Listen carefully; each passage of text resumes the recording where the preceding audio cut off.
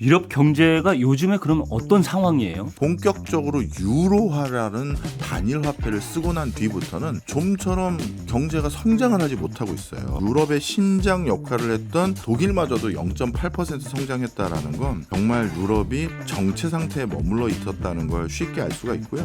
유럽이 공동의 번영을 달성할 때 꼭 단일 통화를 써야 될 요인은 사실은 없는 거예요. 영국처럼 탈퇴를 선언하는 게 빠른 방법 아닌가? 이미 유로라는 걸 전제로 해서 내 비즈니스를 거기에 맞춰놓은 사람들도 많은데 이걸 한 번에 다 바꾸려니까 겁이 나는 거예요.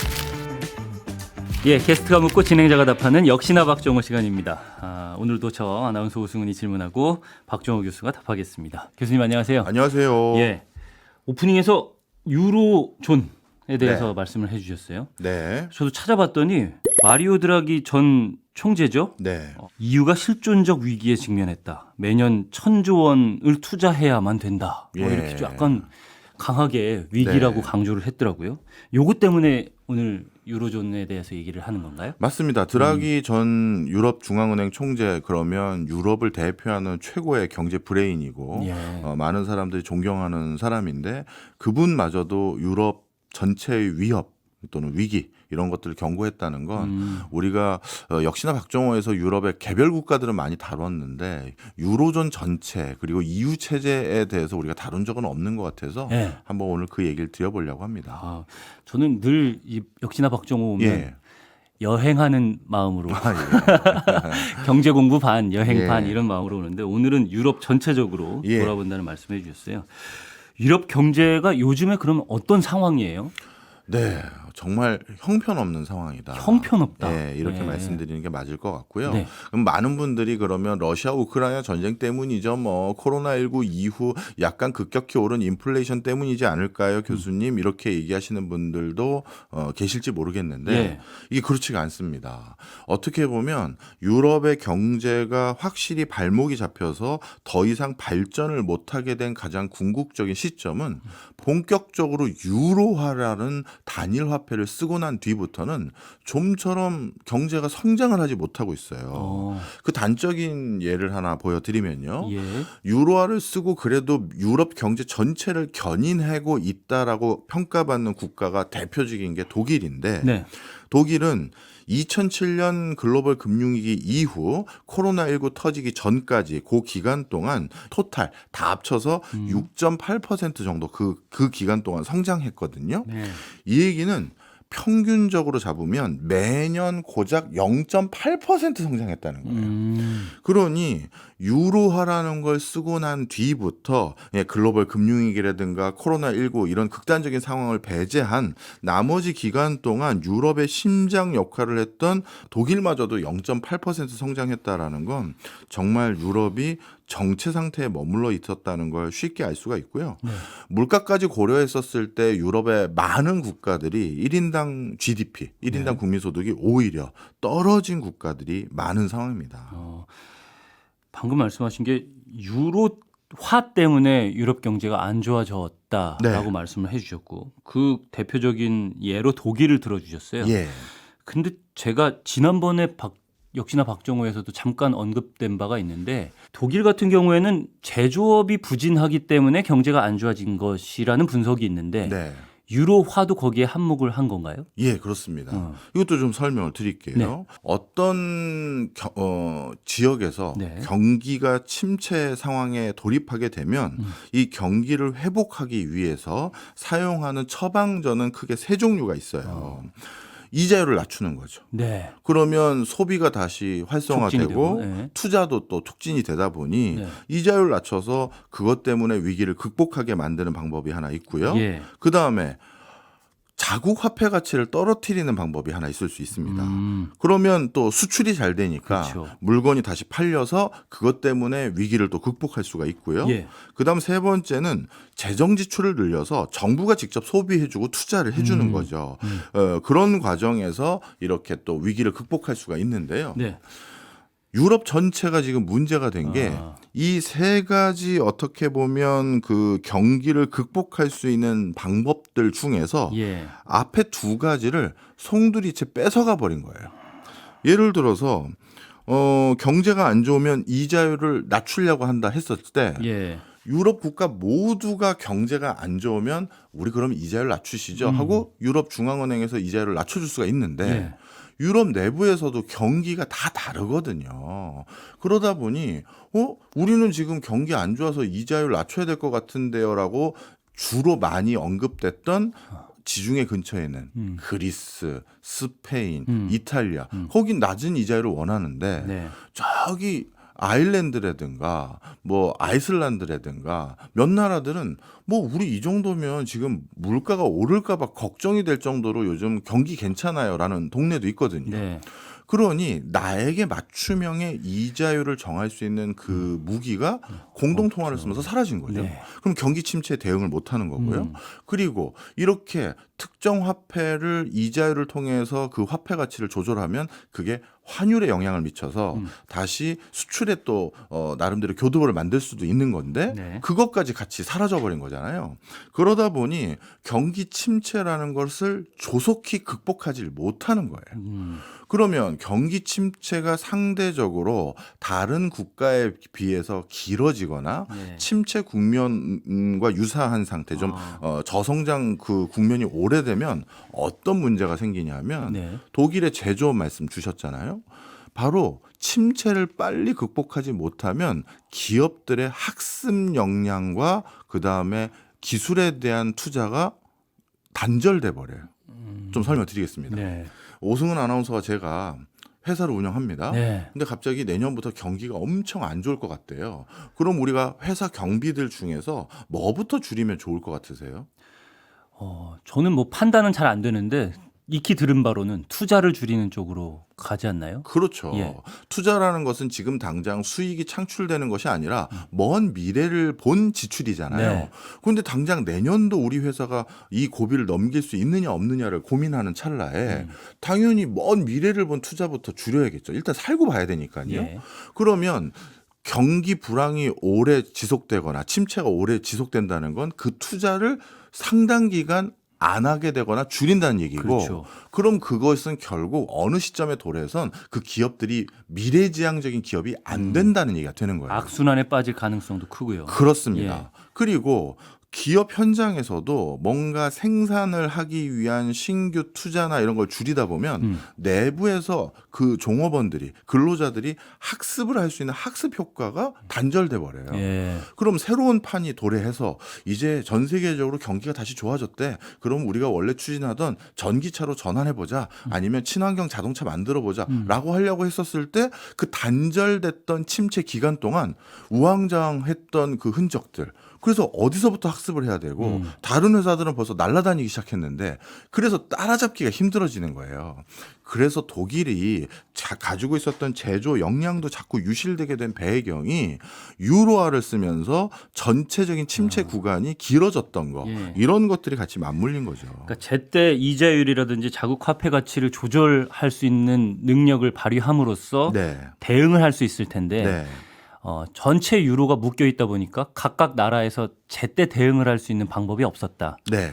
그래서 경기 침체가 길어지는 뭐 그런 부작용들이 발생했다라고 말씀을 해주신 것 같은데. 그래서 결국 경쟁력까지 점점 잃게 됐다. 근데 또 기사를 찾아보니까 이런 것도 있더라고요. 예. 최근에는 코로나19 이후에 이제 뭐 관광업이나 이런 게 살아나면서 이 포르투갈, 이탈리아, 그리스, 스페인 이 나라들이 경기가 회복해서 예. 유로에서 오히려 우등생 역할을 하고 있다. 이런 기사들도 있어요. 맞습니다. 근데 그런 걸 보면 네. 독일 같은 경우에는 유로존을 전체를 묶어 놓음으로써 부작용, 악영향 이런 쪽에 작용을 하기도 하지만 워낙에 그쪽은 경제가 탄탄했던 나라인데 오히려 유로존으로 묶이면서 좀 안 좋은 영향을 받는. 예. 근데 탄탄하지 못한 나라들은 오히려 유로존으로 묶이면서 또 이득을 보는 나라도 있을 거 아닌가 하는 예. 생각은 들거든요. 그래서 네. 평균을 잡으면 괜찮기 때문에 탈퇴를 하지 않고 있는 거 아닌가 예. 하는 생각도 들어요. 네, 설명 좀 드리겠습니다. 사실 저도 몇 해 전까지는 실증적인 증거들, 숫자로 보이는 증거가 없기 때문에 차마 말 못하고 이게 내가 틀릴 수도 있겠다 해서 조심스러웠던 게 바로 남유럽의 부활인데요. 예. 남유럽에 대해서 글로벌 금융위기 그리고 그 글로벌 금융위기 뒤에 연이어 터졌던 남유럽발 재정위기 때 예. 우리 흔히 말해서 유로존에 있었던 대표적인 리딩 국가들인 독일과 프랑스가 뭐라고 지적을 했냐 하면 네. 남유럽이 이렇게 유럽의 골칫덩어리고 유럽의 여러 가지 재정 부담을 더 가중시키고 유럽의 경쟁력을 훼손시키게 되는 가장 큰 요인으로 작용하는 건 남유럽 사람들은 게으르고 제조를 할 수 있는 이런 혁신이나 R&D에 소홀하고 그다음에 재정 운영도 방만하게 하고 그러다 보니까 너희는 항상 문제거리야. 게으른 국민성 이거 고쳐야 돼. 그리고 국가가 다 해주겠지. 기다리는 이런 방만한 운영 안 돼. 이게 글로벌 금융위기 때부터 남유럽발 재정위기가 있었던 2013년 사이에 공통적으로 유로존 안에 있었던 많은 국가들의 프레임이었어요. 예. 그런데 정말 그럴까에 대해서 의구심을 가졌던 그 학자들도 많이 있었거든요. 왜냐하면요. 그리스 경제가 그 유로 쓰고 나서 더더욱 어려워졌고 네. 글로벌 금융위기 때 그 위기 제대로 극복 못해서 남유럽발 재정위기 때 가장 핵심적인 위기에 직면했던 나라가 그리스거든요. 예. 그런데 그리스의 그 문제점으로 지적했던 요소들 있지 않습니까? 게으른 국민성, 제조 역량 없고 그다음에 국가에 대한 의존도가 높다라고 했던 그 부분들은 유로화 쓰기 전에도 그리스에는 원래 그랬어요. 그러면 그 유로화 쓰기 전에 그리스는 그때도 그리스의 경제 구조와 산업 구조와 사회 구조는 똑같았는데 예. 그땐 그 문제 안 생겼는데 왜 유로화를 쓰고 이 문제가 커지니까 그때 왜 갑자기 오래 전부터 있었던 그리스 그거를 지적하느냐. 예. 잘 맞지가 않는 거예요.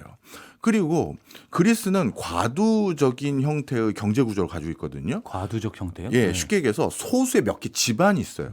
그 그리스의 대표적인 그 소수의 몇 개 집안이 그리스 경제를 다 가지고 있어요. 예. 해운업, 언론, 방송, 미디어, 건설 이거를 그 소수 족벌 기업들 그 어떻게 보면 그 회사들 예. 가족 기업하는 그 회사들이 다 장악하고 있거든요. 그 체제를 막 비판을 한 건데 그거는 그리스가 예전부터 있었던 행태인데 그게 왜 요즘 와서 하필 문제가 되는데 답을 못 주는 거예요. 예. 그다음 또 한 가지. 그 방만한 재정 구조, 그다음에 국가 부채. 그런데 남유럽 중에서 같이 위기가 터졌던 스페인 보면요. 스페인은 재정 건전성이 좋았어요. 그러면 재정 건전성이 나쁜 그리스에서만 위기가 터져야 되는데 스페인도 같이 터지니 예. 이건 설명이 안 된단 말이에요. 자, 그러다가 요즘 어떤 상황이 됐느냐? 유럽의 우등생이 남유럽에 있는 지역들로 바뀌어 버렸잖아요. 예. 그래서 이건 무슨 소리다? 예전에 독일과 프랑스, EU와 유로 체제에서 가장 큰 목소리를 많이 내고 지분을 많이 가지고 있던 이들 국가들이 남유럽 국가에 지적했던 사항이 사실과 달랐다는 걸 반증하는 거예요. 어쩌면 국가나 국민성에 대한 비판 같은 것들은 진단 자체가 잘못됐다는 그렇죠. 거죠. 네. 그래서 그때 그 남유럽이 어려워졌던 가장 큰 이유는 네. 우리 남유럽은 아직까지 이자율을 올려서는 안 되는 상황이었고 그리고 아직까지는 환율로 자국의 화폐 가치를 더 저평가하게 시장 원리에 따라서 그대로 가서 경기가 살아날 텀을 더 많이 여지를 뒀어야 되는데 프랑스랑 독일이 벌써 경기 좋아지기 시작하니 네. 그러면 우리 글로벌 금융위기 극복하려고 돈 너무 많이 뿌려댄 거 이제 물가 상승 걱정되니 이자를 확 올리고요. 그래서 물가 잡겠습니다. 거기에 초점을 두고 통화정책, 재정정책을 그렇게 해버리니까 예. 우리는 아직 극복 못했는데요. 하는 국가들은 극복 못한 상태에서 이자율까지 올라가 버리니 치명상을 입은 거죠. 예. 그래서 절대 어떤 나라는 무조건 우등생, 어떤 나라는 무조건 사회구조가 열등 그거 아니라는 거예요. 이게 다 모든 일들이 유로화로 일어난 일이고요. 그리고 또 한 가지. 그 당시 그 유럽 중앙은행을 비롯해서 예. EU 전체를 또는 유로존 전체를 관장하기 위해 새로 만든 유럽의 그 어떻게 보면 중앙 기구들이 있을 거 아니겠습니까? 그 중앙 기구에 있는 관료들은 어떤 습성을 가지기 쉬우냐 하면요. 네. 만약에 유로존, EU 체제 여기에 대해서 근본적으로 회의감이 들거나 이거 아닌 것 같아요라고 목소리가 높아지면 좀 노골적인 표현 하겠습니다. 본인들 일자리가 사라지는 거잖아요. 예. 그럼 이제 각각 예전처럼 각각의 통화, 각각의 화폐들 쓰시죠? 라고 하면 유럽 중앙은행이라는 기구도 없어지는 거고 유럽 전체의 경제를 관장하는 뭐 재판소라든가 이런 데 다 없어지는 거거든요. 그러면 자신들이 지금 유럽 전체를 관장하는 중요한 관료다. 이런 어떤 자부심마저도 가지고 생활했던 사람들이 예. 일자리까지 없어질 수가 있으니 계속 그 사람들은 어디에 천착하는 프레임을 계속 줄 수밖에 없냐 하면 이 단일 화폐 쓰는 이 유로 아직 진행 중인 거고요. 이거 문제가 있기보다는 순기능이 많습니다를 자꾸 유럽인들에게 세일즈를 할 가능성이 높은 거예요. 그럼 그들이 얘기하는 순기능이라는 건 뭐예요? 그게 또 중요합니다. 예.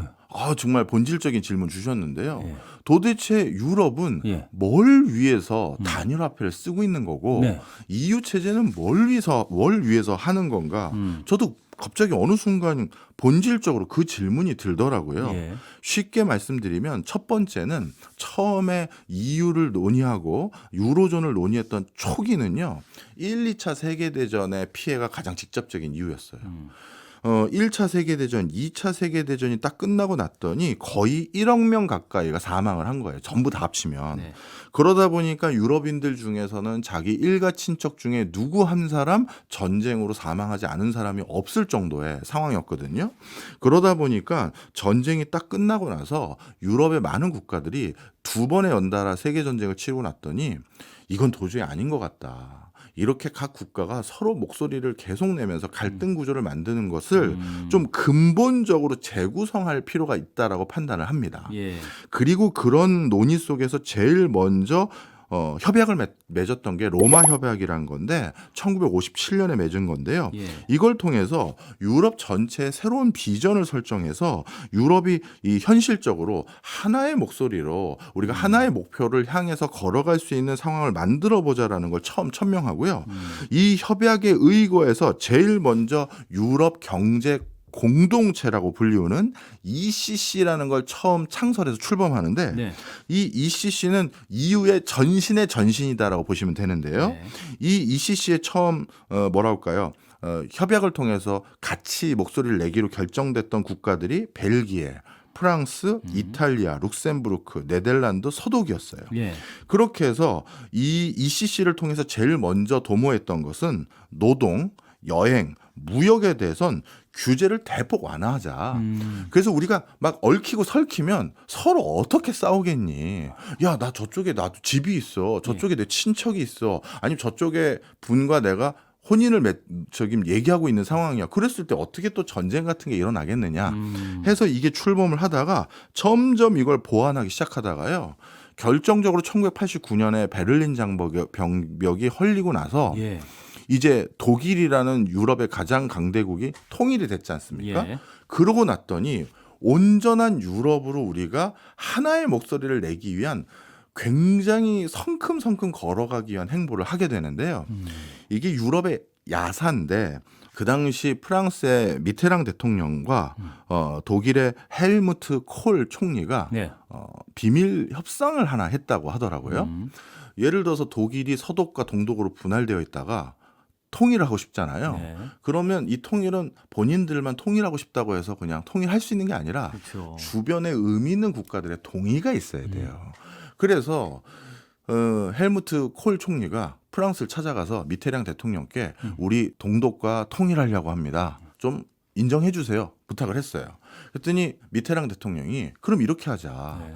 우리 유럽이 이제 점점 하나로 진화하는 그 큰 걸음을 이제 할 건데 너도 거기에 동의하고 너도 거기에 들어오면 독일도 들어오면 내가 독일의 통일을 나도 인정해 줄게. 네. 그렇게 해서 둘이 협상을 했다는 거예요.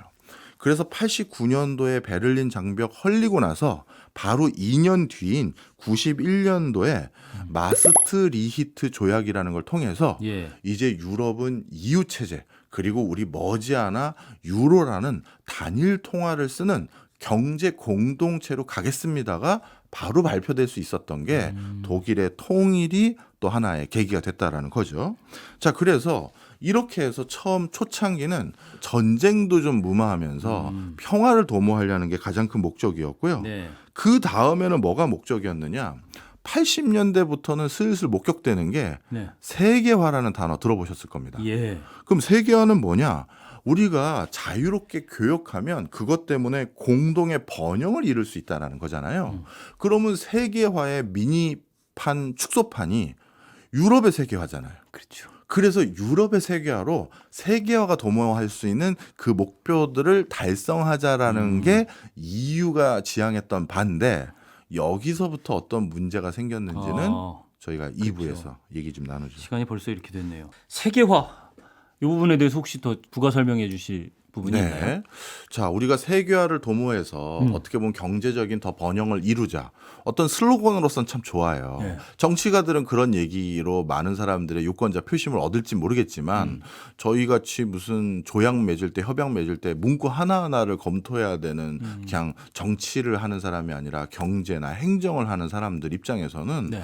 그 모호성 있는 말을 구체화시켜서 생각을 해봐야 됩니다. 그렇죠. 그러면 세계화를 위해서 모두 다 번영을 이룬다. 그럼 그 번영의 결과는 모두에게 다 돌아갈 것인지 누구 특정 세력이나 특정 지역에만 돌아가는 건 아닌지 검토를 해야 되고요. 그렇죠. 그다음에 세계화를 달성하기 위해서 그러면 우리가 성공하기 위해서 필요한 것들은 무엇인지도 검토를 해야 되고요.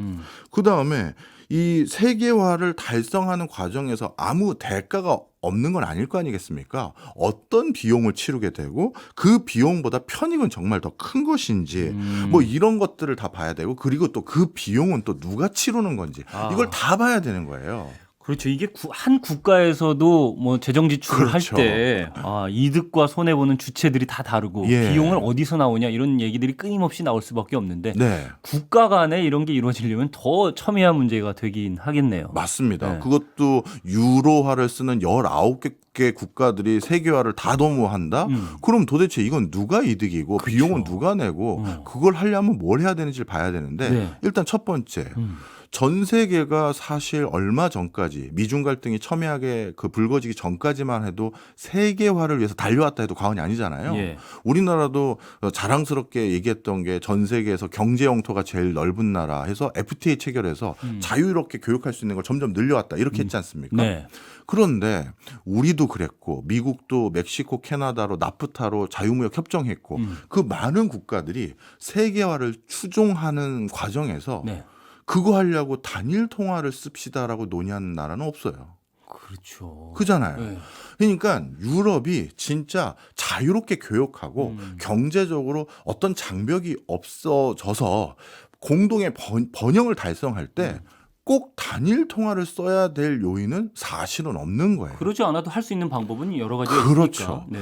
오히려 단일 통화를 쓰면서 세계화를 도모했더니 세계화로 인해서 유발되는 부작용이 더 커졌는데요. 예. 그 대표적인 부작용이 뭐냐 하면 이게 이제 제가 말씀드릴 오늘 요지 중에 하나인데 네.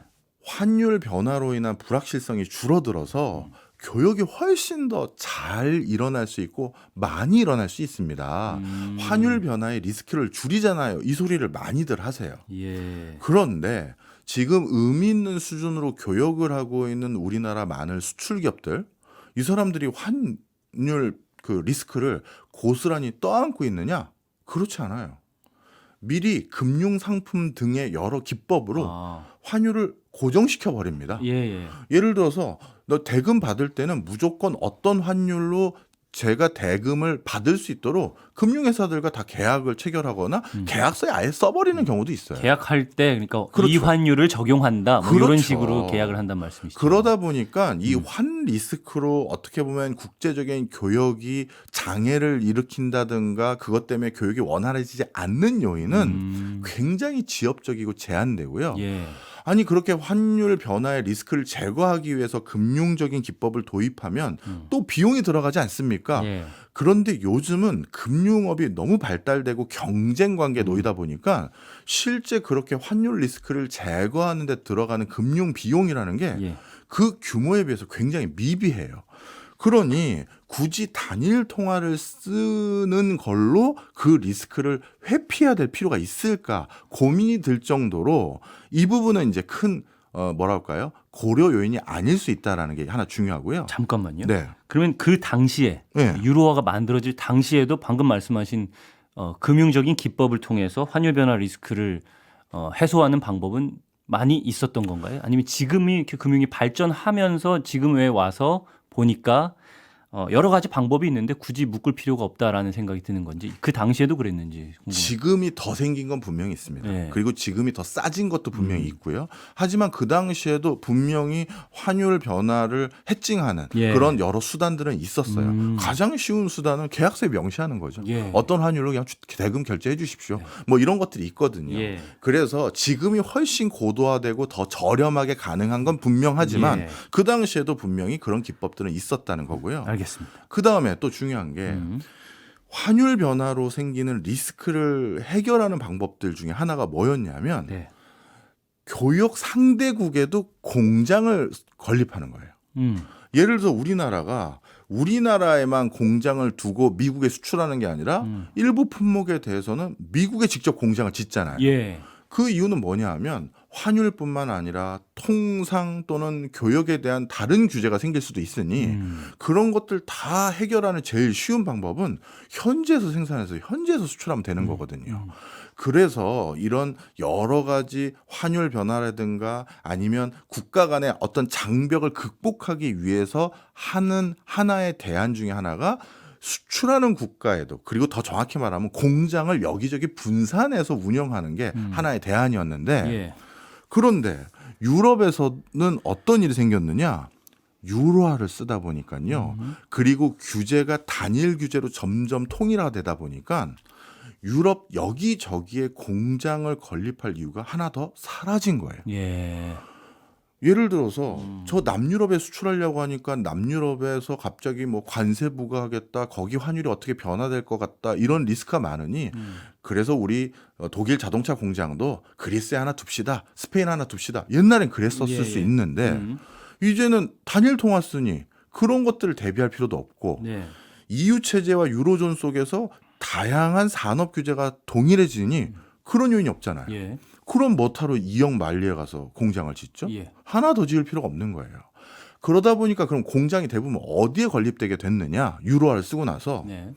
말 그대로 유럽의 리딩 국가들인 프랑스, 독일 이런 데 더 공장이 몰려졌어요. 원래 제조업 강국이던 나라들의 그렇죠. 일부는 남유럽의 값싼 근로자들의 인건비를 보고 달려간 게 아니라 남유럽보다도 더 값싼 근로자가 있는 중국으로 가버린 거예요. 그러니 단일 통화를 쓰고 났더니 예. 그 세계화, 단일 통화를 쓰면서 도모했던 유로화라는 걸 통해서 도모했던 세계화의 그 수혜는 제조 강국들은 계속 가져갔지만 예. 우리 쪽에는 그나마 있었던 공장마저 다시 떠갔는데요. 이 소리가 나오는 거예요. 그러니 이게 단일 통화를 써서 균등하게 다 하나의 지점으로 수렴되게 발달되는 것이 아니라 오히려 편차가 더 붉어지는 이런 일까지 확인돼 버린 거죠. 그럼 도대체 이 유로화 써서 세계화 누구를 위해서 하는 건데 이 소리가 나오는 과정이었는데 이것도 계속 말씀드리지만 유로 체제의 그 중심 관료들 이 관료들 입장에선 여기에 의구심을 가져버리면 본인들 일자리도 없어지는 것도 있고 그리고 이게 본인들 일자리에 어떻게 보면 집착해서뿐만이 아니라 예. 이런 거에 이렇게 힘을 실은 사람들은 그 비전에 대한 신앙과 같은 믿음도 있어요. 이게 언젠가 성공하면 우리의 대업을 이룰 수 있다. 그러다 보니 또 어떤 행태가 많이 목격되냐 하면 예를 들어서 네. 그리스나 또는 포르투갈이나 유럽의 문제아로 불렸던 국가에서 어느 한 1년 또는 2년 기간 동안 실업률이 1% 이상 낮아지거나 수출이 갑자기 일정 기간 동안 개선되면 봐라 우리 유로화 쓰니까 이런 성과 난 거 아니냐 이걸 또 과잉 해석을 하거나 세일즈를 하는 거예요. 다른 요인일 수도 있는데 그렇죠. 예. 그게 또 지속된 거라는 보장도 없는데 네. 바로 이런 맥락들이 있었다는 거죠. 알겠습니다. 그럼 교수님은 지금 계속해서 말씀하시는 내용을 제가 들어보면 네. 유로화를 쓰는 유로 전체 유럽 국가들이 유로화를 씀으로써 유럽 경제에는 악영향을 미치고 있다라고 보시는 거고 네. 그것은 근본적으로 지역별 차이, 네. 그러니까 각 국가들이 가지는 특성이라든지 이런 것들을 고려하지 못하는 상황으로 만들 수밖에 없는 네. 단일 화폐 체제. 네. 예. 거기에서 기인한 거다 이렇게 결론을 내릴 수 있을까요? 네. 그리고 하나 더 있습니다. 네. 우리가 어떤 국가의 경제 상황이 뭔가 뒤숭숭했었을 때 네. 통화 정책인 금리 그걸 기반으로 한 환율 뭐 이런 거에 영향을 줘서 경제를 다시 어떤 바람직한 방향으로 유도하는 전략도 있지만 예. 재정 정책이라는 게 또 있거든요. 말 그대로 정부가 직접적으로 돈 써가지고 경기를 부양한다든가 예. 너무 경기가 뜨거워지니 돈을 일부 회수한다든가 이런 정부가 하는 역할이 있을 수 있지 않습니까? 그렇죠. 그러니까 유럽 중앙은행 말고 각 나라의 정부들이나 아니면 EU라는 판을 운영하는 유로존 안에 있는 국가들이 공동으로 사용할 수 있는 예산 이걸로 어떻게 보면 각각 어려운 국가들에게 자금 지원을 해주거나 이럴 수도 있을 거잖아요. 예. 근데 여기서도 문제가 생겼어요. 예를 들어서 이거는 미국과 비교하면 아주 쉽게 비교가 될 것 같은데요. EU라는 국가 전체에서 네. 그 예산 중에서 EU 전체를 위해서 우리가 이 돈은 따로 펀딩을 해놓으시죠. 국가별로 쓰는 돈들이 있을 거잖아요. 예. 그거 말고 우리 EU 전체 살림살을 위해서 돈을 좀 모아놓으시죠라고 하는 예산은 GDP, EU 전체 GDP의 1% 수준밖에 안 돼요. 그러니 그리스 요즘 어려워졌다고 뭐 오스트리아 요즘 어려워졌다고 요즘 네덜란드도 안 좋다고 하면 이 나라들에게 파격적이고 과감한 지원을 해줘야 아까 말씀드린 것처럼 그 침체 기간이 단기간에 끝날 텐데 그럴 정도의 종잣돈이 아예 없는 거예요. 그 1%를 그냥 약속을 해둔 게 1%라는 거죠. 그렇죠. 예. 이런 위기 때 쓸 수 있는 돈으로 쟁여놓은 돈이 1%밖에 안 된 거예요. 그럼 미국을 아까 비교하면 쉽다고 말씀하셨는데 미국은 어떻게 됐느냐? 예, 미국은 뭐 주마다 다르게 법이 적용되기도 하고. 그렇죠. 어떻게 보면 미국의 한 주가 유럽의 한 국가와 비교될 수도 있는 거잖아요. 예. 그런데 만약에 미국의 어떤 주가 허리케인 피해로 엄청난 뭐랄까 경제적 피해를 입었다. 그랬을 때 연방 정부에서 지출해서 그걸 보조해 줄 수 있는 예산 규모는요. 예. 미국 전체 GDP에서 연방 예산이 차지하는 비중이 20%에 달해요. 오. 그러니 엄청난 종잣돈이 있으니까 예, 예. 야 거기 어렵대. 빨리 가서 대규모로 지원해서 빨리 원상복구 시켜줘. 이게 가능한 구조인 거예요. 그러다 보니까 실제 유럽은 재정 지출을 통해서 어떤 국가를 지원해 주겠다는 무기도 사실상 제대로 가동이 안 되는 거죠. 아, 그러니까 미국과 비교를 한 게 굉장히 저는 주요하게 좀 예. 이해가 되는 부분인데 연방 정부가 한 국가로서 각 주를 예. 이게 도움을 주거나 아니면 관리를 뭐 감독을 하거나 네. 그런 데 있어서 예산을 20%를 가지고 있다라는 거는 그만큼 영향력을 키울 그렇죠. 수도 있다는 거고 어쨌든 한 국가로서 이제 기능하는 작동하는 그런 개념이 크다는 건데 네. 이유는 1%밖에 약속을 안 했다는 것 자체에서도 봐도 그렇죠. 각 국가가 서로에 대한 하나라는 믿음이 좀 부족한 거 아닌가 싶은 생각도 들기도 하고요. 맞습니다. 예. 그렇게 할 수 있는 영향력 자체가 없는 없어요. 예, 기구구나라는 생각도 드네요. 예. 이게 좀 근본적인 네. 예, 질문이 떠오르는 게 각 지역별로 이렇게 차이를 고려 못하는 상황에서 유로화로 다 묶여 있는 네. 유로존이라는 이 시스템에서 각 국가들이 다 손해 볼 수밖에 없는 예. 예, 그런 상황이라면 영국처럼 탈퇴를 선언하는 게 빠른 방법 아닌가? 아, 예. 예, 왜 그런데 계속 묶여 있지? 그들이 왜 탈퇴하려는 움직임은 가끔 나오긴 하지만 예. 왜 계속 묶여 있으려고 할까? 탈퇴하는 움직임보다는 뭐 이런 질문이 떠오르는데요. 네. 중요한 말씀 또 해주셨습니다. 이게 사회제도라는 것을 한번 어느 형태로 안착을 시키고 나서요. 그 근간을 바꾸는 제도를 한번 도입하려고 하면요. 예. 뭔가 우리 유권자들이라고 하겠습니다. 엄청난 불안감이 있어요. 예를 들어서 예. 우리나라에서도 대통령제 말고 내각제를 하자고 주장했던 국가 리더십들 중에 한두 분이 그런 분들이 계셨어요. 네. 그랬을 때 우리 백분 토론 그런 데서도 논의도 하고 막 그랬거든요. 그랬더니만 그 갑론을박의 수준이 야 겁이 나거든요. 그렇죠. 그런데 경제 시스템의 가장 근간이 이제 우리 다시 우리들 화폐로 씁시다. 그리고 유로에서 떨어져 나갑시다 하면 이미 유로라는 걸 전제로 해서 나도 내 장사, 내 사업, 내 비즈니스를 거기에 맞춰놓은 사람들도 많은데 이걸 한 번에 다 바꾸려니까 겁이 나는 거예요. 그리고 또 한 가지. 이미 유로 체제는 어떤 반강제적인 수단이 일부가 있냐 하면 예.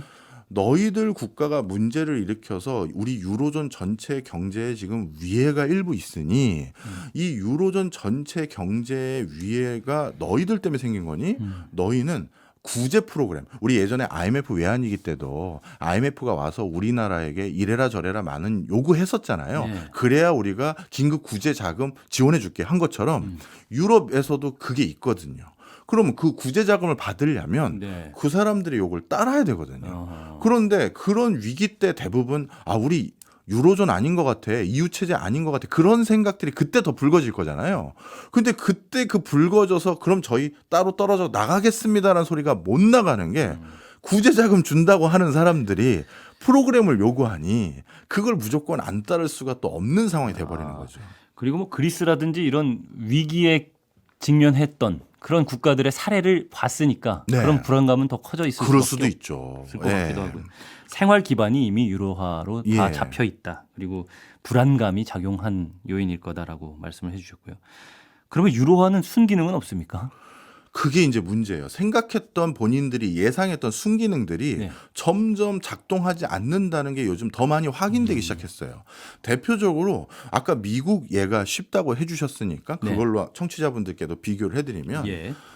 EU 체제와 유로존으로 결국 궁극적으로 원하는 건 미국 같은 모습이었을 수도 있을 겁니다. 미국의 여러 주는 법이 굉장히 상이하고 여러 주의 주력 산업들도 다 다르고 네. 경제 여건도 다 다르잖아요. 네. 농업이 중심인 주도 있고 상공업이 중심인 주도 있고 문화 콘텐츠 하는 주도 있고 다 다른데 그렇죠. 이게 미국이란 한 울타리 속에서 다 잘 작용하고 서로 선순환 구조를 이루면서 미국이 전 세계 최강국에 발돋움했던 것처럼 우리 유럽도 저기 농사에 적합한 나라 그리고 뭐 금융이 발달한 나라 제조 잘하는 나라가 마치 미국의 한 주들처럼 이렇게 역할을 해가면서 유로존 아래서 우리가 공동의 시너지까지 창출하면 이거 뭐 미국과 어깨를 나란히 하는 그런 세계적인 패권국가 되지 않겠느냐가 지향했던 건데 네. 미국은 그게 됐는데 유럽은 그게 안 되는구나가 요즘 명확하게 점점 확인이 돼요. 예. 예를 들어서 이것도 설명드리면 사우스 다코타 주를 하나 예를 들겠습니다. 갑자기 사우스 다코타 주가 경제적으로 굉장히 어려운 형국이 돼버렸어요. 예. 뭐 이상 기후 현상일 수도 있고 여러 가지 이유로요. 네. 그럼 그 사우스 다코타 주에 있는 사람은 어떤 이제 순기능을 선택할 수 있냐면 여기서는 이제 먹고 살기가 어려울 것 같아. 그러니 캘리포니아 주나 네. 뉴욕이나 좀 경제적으로 좀 기회가 많은 그곳으로 이사 가서 거기서 살자. 이렇게 가요. 네. 그러면 그쪽 지역에 가서 생활하다 보면 그 사람은 어떻게 되느냐? 원래 미국 시민으로서 얻을 수 있는 의료보험 혜택, 복지 혜택, 그다음에 교육 인프라 동일하게 거의 비슷한 선에서 유지할 수가 있어요. 네. 그러다 보니까 어떤 주에서 생계가 어려워진 사람이 다른 주로 쉽게 넘어가고 그러면 우리 동네에서 치킨집 5명이 하고 있었는데 요즘 여기 장사 안 되니 아주 뭐 누군지는 모르겠습니다만 2명이 먼저 다른 주로 넘어갔어요. 그럼 나머지 3사람은 다시 치킨집 장사가 조금은 더 잘 될 수 있는 여지가 생기잖아요. 그렇죠. 경쟁이 줄었으니까. 줄었으니까요. 네. 바로 그렇게 해서 어떤 주가 더 빨리 되살아날 수도 있는 거예요. 네. 그래서 유럽에서도 그게 일어날 거라고 생각했는데 유럽은 그게 일어나지가 않는 거예요. 왜 그러냐? 유럽은 그리스 사람이 스페인이나 아니면 스페인 사람이 독일 가서 그걸 한다? 안 되는 쉽지 거죠. 않죠. 언어의 문제도 있고. 첫 번째가 언어 예. 문제고요. 두 번째는 국가마다 사회제도가 다르거든요. 나는 우리 그리스에서 교육이 공짜였던 게 좋았는데 네. 저기 네덜란드 갔더니 예를 들어서요. 실제는 아닙니다만 교육비가 비싼 거예요. 그리고 사회보험은 또 어떻게 되고 내 의료보험은 연금은 이게 다 다른 거예요. 네. 그래서 미국에서 이 주에서 저 주로 넘어가도 나는 미국의 국민으로서 권리를 계속 주장하는 그런 권한을 갖는데 네. 유럽은 아무리 유로존으로 단일 통화를 써도 다른 국가로 넘어가잖아요. 노동 자유롭고 교육 자유롭고 그리고 취업 자유롭다고 해서 다른 국가로 넘어갔더니 권리가 있는 게 아니라 이방인 취급을 받는 거예요. 제 유로존 때문에 우리 동네로 왔어. 역시 이주자일 뿐이고 타인일 뿐이고 외국인일 뿐인 거예요. 네. 그러다 보니까 어떻게 보면 단일 통화를 쓰면서 단일 경제 체제로 갔었을 때 수혜는 아무도 못 느끼고 있는 거죠. 그리고 더 한 가지 마지막입니다. 예. 많은 국가가 이제 유럽 정도 되면 전체 GDP의 3분의 2 정도는 비교육제에서 생겨요. 예를 들어서 우리나라도 서비스업의 비중이 이제 제조업보다 더 높아졌지 않습니까? 예. 그러면 교육 서비스, 의료 서비스, 법률 서비스 이런 것들이잖아요. 네. 이런 거는 교육을 할 수 있는 품목이 아니에요. 비교육제잖아요. 그렇죠. 그러면 이 비교육제는 단일 통화를 써서 얻을 수 있는 수혜라는 게 생각보다 아주 직접적으로 와닿진 않는 거예요. 그러다 보니 오히려 이런 사람들은 속으로 요즘 점점 도대체 이거 누구를 위한 제도였던 거야? 이 소리가 점점 많아지는 형국인 거죠. 그러면 뭐 어떤 부분을 보완하면은 유로화를 계속 써도 괜찮다 이런 얘기가 쉽게 나올 수가 없겠는데요? 딱 하나가 있어요. 방법이 있습니까? 예. 유로화를 쓴 것은 이 EU 체제와 유로화를 원했던 사람들은 뭐라고 주장했었냐면 예. 이것도 과도기라고 했고 경제적 통합 뒤에 우리가 궁극적으로 달성할 건 정치적 통합이라고 스스로들 주장해 왔어요. 예, 미국처럼. 미국처럼. 그런데 이 두 개도 지금 방법론이 잘못됐다는 게 경제적 통합과 정치적 통합을 동시에 추진을 했었어야지. 예. 경제 통합 먼저 하고 이거 잘 작동되면 그다음 정치 통합을 하려고요가 안 되는 이유가 아까 세계화로 다시 돌아가겠습니다. 예. 이제 슬슬 세계화 많이 해보니까 그 수혜가 모든 사람에게 균등하게 가지 않는다는 걸 다 안단 말이에요. 그렇죠. 그리고 모든 지역에 균등하게 가지 않는다는 거 우리가 다 알죠. 지금은 이제 세계화라는 말이 거의 쏙 들어갔잖아요. 그렇죠. 예. 오히려 신자유주의 뭐 이런 거 안 예. 하잖아요. 그러면 이러한 경제적 통합으로 생기는 부작용을 메꾸고 완화할 수 있는 건 정치적 통합이에요. 예를 들어서 세계화를 도모했습니다. 네. 그래서 우리나라가 수출을 훨씬 더 많이 하게 됐어요. 그러면 수출로 직접적으로 수혜받은 그 사람들에게 그 기업들에게 세금을 더 징수하거나 해서 그 세계화로 피해본 사람들에게 여기 있습니다. 이걸로 다시 한번 기회를 좀 모색해 보세요. 이런 정치적 그 결단, 예. 결합이 필요한데 예. 지금 EU 체제와 유로존은 정치적 수단은 없는데 경제만 통합시키니 이 부작용을 정치로 메꿔야 되는 그 작용을 못 하고 있는 거죠. 그렇군요. 이게 EU 전체를 위한 예산이 1%밖에 안 된다고 하니까 그렇죠. 그 부분도 사실은 요원해 보인다는 네. 생각이 들기도 합니다. 네. 그러면 유로화 제도의 미래는 어떻게 보세요? 좀 계속 듣고 있으니까 굉장히 부정적으로 전 느껴지긴 하는데. 그래서 지금 네. 뭔가 이렇게 다 문제로 드러나기 시작한 것들이 이렇게 많은데 이걸 고치기 위한 움직임은 사실상 없고 오히려 뭐 극우 성향의 어떤 정치가들이 EU 의회에 더 많이 들어간다든가 네. 그래서 지금 어떻게 보면 약간의 목소리를 좀 더 반영할 수 있는 형태로 또 누르고만 있는 것 같아서 과연 유럽이 이 유로화의 이 단점을 극복하고 다시 되살아날 수 있을까? 저는 지금은 좀 큰 의구심을 갖고 보고 있습니다. 그렇다면 우리는 이걸 어떻게 봐야 될까요? 이게 이제 우리에게도 중요한 시사점이에요. 네. 예를 들어서 우리는 이제 언젠가 또 통일 얘기하지 않겠습니까? 그랬을 때 북한과 우리나라의 소득 격차는 엄청나고 그다음에 경제 구조 엄청 다른데 예. 그럼 우리 통일했을 때 북한과 남한의 화폐는 같이 쓰는 게 좋을지 다르게 쓰는 게 좋을지 같이 쓴다면 경제는 먼저 통합하고 이슈가 될 수 있고 참 미묘한 정치적인 통합은 나중에 하시죠. 이거 절대 워킹하기 쉽지 않다라는 걸 이번 유로화의 우리가 경험을 통해서도 많은 시사점 얻을 수가 있는 거죠. 저는 그 부분은 생각을 못했네요. 우리가 통일이 됐을 때 네. 하나로 이렇게 합쳐질 수 있는가, 본딩이 잘 될 수 있는가. 그래서 저는 그것까지, 머릿속으로 예. 그 경제 통합 먼저 하고 정치 통합은 나중에 한다. 유럽을 봤을 때 그게 그렇게 만만한 일은 아닙니다. 이렇게 말씀드리고 싶어요. 많은 고민이 필요하고 예. 준비가 필요하다는 생각도 듭니다. 오늘 유로존에 대해서 되게 재밌게 잘 들었어요. 고맙습니다. 저는. 예, 한 편의 오늘은 강의를. 뭐 더 궁금한 게 없나 봐요. 얘기가 없네. 저는 한 주 더 해주시면 좋은데 예, 예. 궁금한 거는 역시나 생길 수 있을 것 생각해 같은데. 보겠습니다. 네, 그럼요. 인사드려야 될 것 같네요. 지금까지 저는 오승훈이었고요. 다음 주에 다시 찾아오겠습니다. 예, 고맙습니다. 감사합니다.